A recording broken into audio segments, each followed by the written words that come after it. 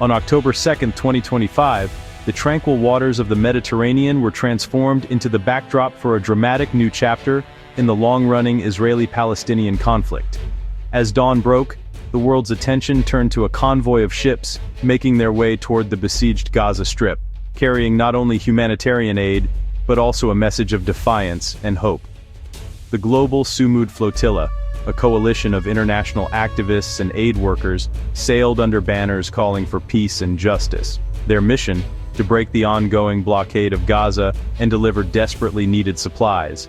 But as the flotilla neared its destination, it was intercepted by the Israeli Navy, enforcing a blockade that has been in place for years. The confrontation unfolded in international waters, where the law is often murky and tensions run high.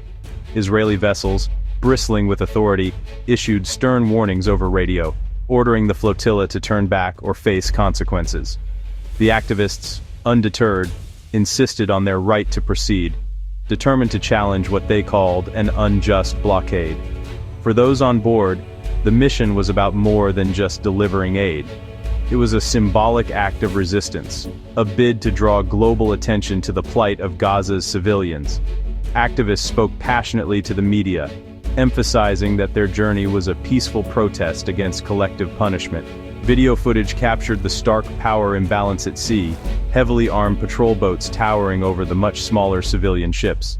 The images, broadcast around the world, became a powerful symbol of the struggle between state power and grassroots activism. Ultimately, the flotilla was escorted to the Israeli port of Ashdod. Activists were detained for questioning, and the aid was subjected to strict inspection. Only supplies deemed non-controversial were promised for transfer to Gaza, leaving many to question whether the mission's humanitarian goals had truly been met.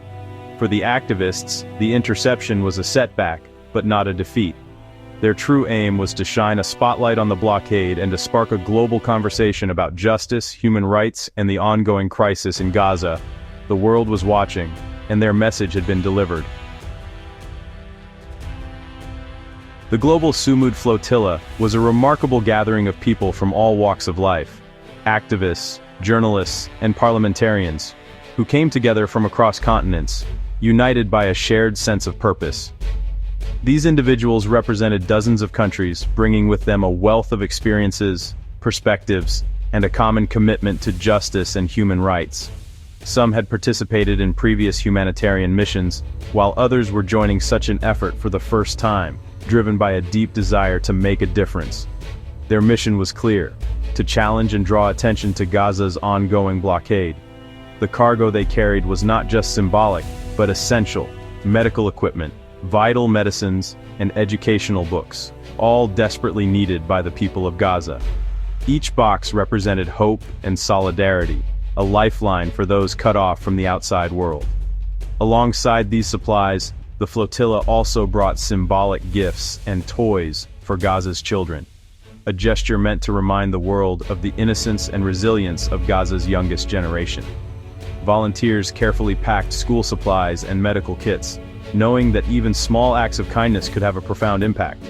The mission itself was an act of civil disobedience, peaceful yet powerful. By setting sail, the participants aimed to break the blockade and send a message of unwavering solidarity to the people of Gaza. Their banners and flags spoke of hope, justice, and the universal right to freedom. The word sumud means steadfastness, and it perfectly captured the spirit of those on board. These activists were determined to resist the status quo, standing firm in the face of adversity and refusing to accept injustice as inevitable. Organized by the Freedom Flotilla Coalition, this mission was the latest in a long line of efforts to break Gaza's isolation. Previous flotillas had faced similar risks, but each attempt built on the last, keeping the world's attention focused on Gaza's plight and the urgent need for change. The activists knew the dangers they faced.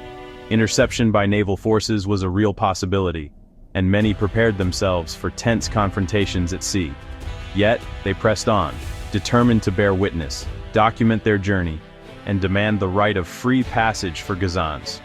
For everyone on board, the blockade was seen as the root cause of Gaza's ongoing crisis.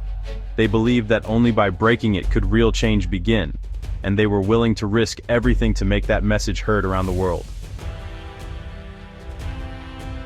Israel's blockade began in 2007 after Hamas took control of Gaza.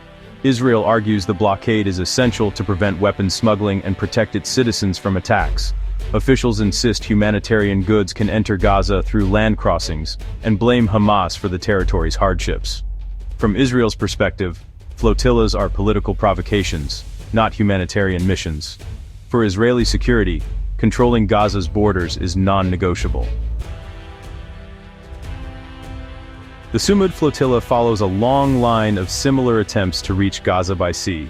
The most infamous was the 2010 Mavi Marmara incident, which ended in deadly violence and global outrage. Since then, most flotillas have been intercepted peacefully, but each one reignites debate over the blockade. Activists now focus on non-violence and media coverage, knowing their chances of reaching Gaza are slim. The Israeli military has refined its tactics to avoid bloodshed, but every encounter carries risk. These flotillas keep the blockade in the headlines, even as the script remains familiar.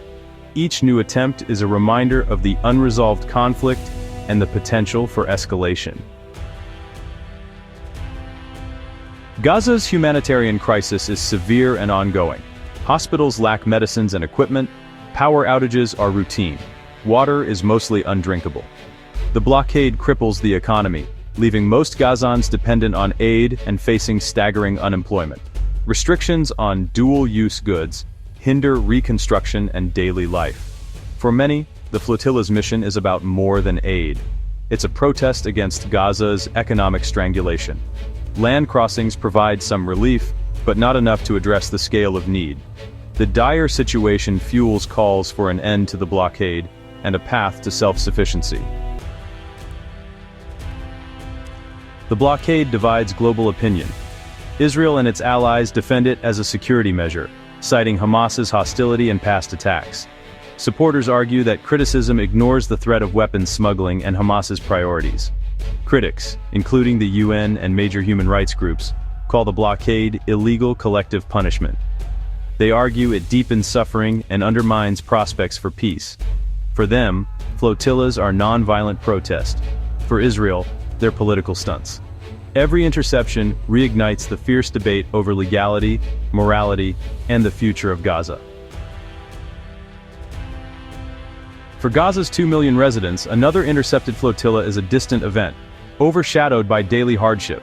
Life under blockade means constant shortages, few opportunities, and a future on hold. The psychological toll is immense, especially for youth who know only confinement and uncertainty. Electricity and clean water are scarce, jobs are even scarcer. The arrival of a flotilla, even if unsuccessful, offers a fleeting sense of hope and solidarity. It's a reminder that their plight is seen, and that some are willing to risk much to challenge their isolation. For Gazans, these gestures matter, a testament to their own steadfastness amid adversity. The interception of the Sumud Flotilla has once again forced the world to confront Gaza's unsustainable status quo. The images of ships halted at sea, carrying desperately needed aid, have reignited debate about the ongoing blockade and the humanitarian crisis it perpetuates.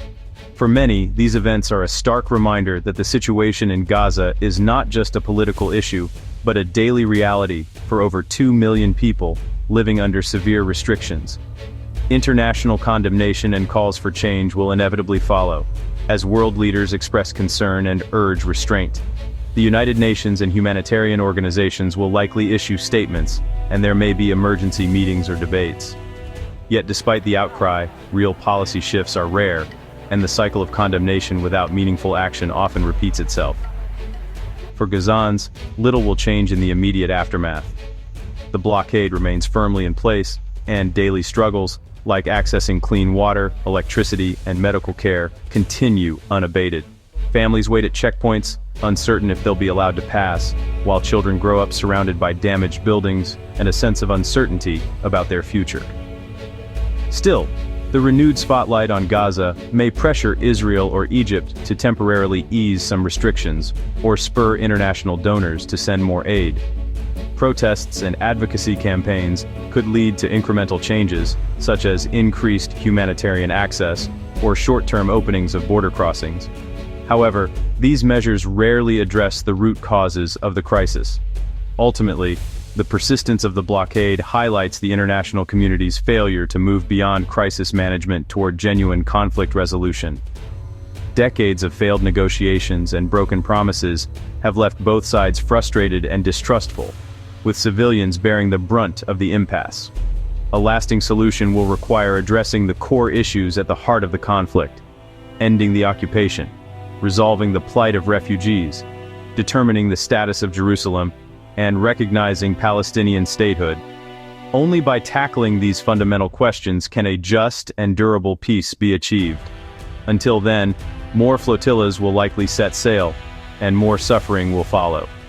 Humanitarian efforts, while vital, can only do so much in the absence of political will to resolve the conflict's underlying causes. Sustainable peace demands security for Israelis and freedom for Palestinians, a vision that remains elusive, but is more essential than ever. The path forward is uncertain, but the hope for a just and lasting peace endures in the hearts of those who refuse to give up.